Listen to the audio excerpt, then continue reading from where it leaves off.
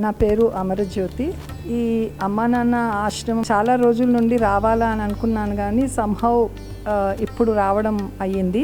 కానీ వచ్చిన తర్వాత ఇక్కడ చాలా చాలా పవిత్రంగా దేవాలయ నిర్మాణము, ఇక్కడ అనాథలను కూడా ఎంతో బాగా చూసుకుంటున్నారు. వాళ్ళు చాలా పరిశుభ్రంగా ఉన్నారు. ఒక డిసిప్లిన్డ్ వేలో ప్రతి ఒక్కటి ఇక్కడ జరుగుతుంది. ఇది ఒక పవిత్ర కార్యము.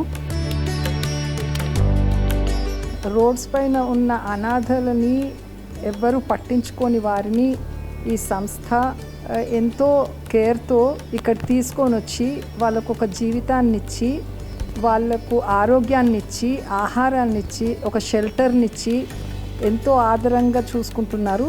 సో యాజ్ అ సొసైటీ మనం కూడా వీలైనంత వరకు ఎవరికి తోచినంత వారు ఈ సంస్థకి హెల్ప్ చేసేసి మన వంతు కృషి చేద్దాం. Thank you.